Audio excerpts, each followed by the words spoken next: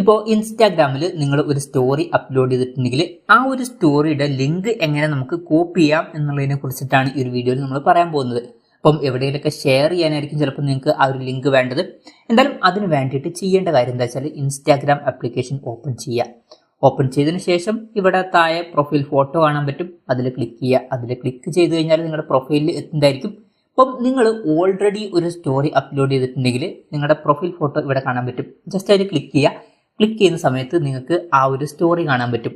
ഇനി ഈ ഒരു സ്റ്റോറിയുടെ ലിങ്ക് ലഭിക്കണം എന്നുണ്ടെങ്കിൽ ഇവിടെ താഴെ നമുക്ക് കുറച്ച് ഓപ്ഷൻസ് കാണാൻ പറ്റും. ഇവിടെ മോർ എന്നുള്ള ഓപ്ഷൻ കാണാൻ പറ്റും, അതിൽ ക്ലിക്ക് ചെയ്യുക. അതിൽ ക്ലിക്ക് ചെയ്താൽ കോപ്പി ലിങ്ക് എന്നുള്ള ഓപ്ഷൻ കാണാൻ പറ്റും, അതിൽ ക്ലിക്ക് ചെയ്യുക. അതിൽ ക്ലിക്ക് ചെയ്യുകയാണെന്നുണ്ടെങ്കിൽ ഈ ഒരു സ്റ്റോറിയുടെ ലിങ്ക് കോപ്പി ആവുന്നതായിരിക്കും.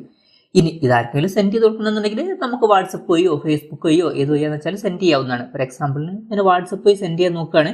ഞാൻ വാട്സപ്പ് ഓപ്പൺ ചെയ്തിട്ട് ഈ ഒരു പ്രൊഫൈലിലോട്ട് ഈ ഒരു ലിങ്ക് സെൻഡ് ചെയ്യാണ്. അപ്പം സെൻഡ് ചെയ്യുകയാണെന്നുണ്ടെങ്കിൽ ആ ഒരു സ്റ്റോറി അവർക്ക് ഷെയർ ആവുന്നതായിരിക്കും. അപ്പം ഇങ്ങനെ നമുക്ക് വളരെ സിമ്പിളായിട്ട് നമ്മുടെ സ്റ്റോറിയുടെ ലിങ്ക് കോപ്പി ചെയ്യാവുന്നതാണ്. ഈ ഒരു വീഡിയോ നിങ്ങൾക്ക് യൂസ്ഫുൾ ആയി എന്ന് വിചാരിക്കുന്നു.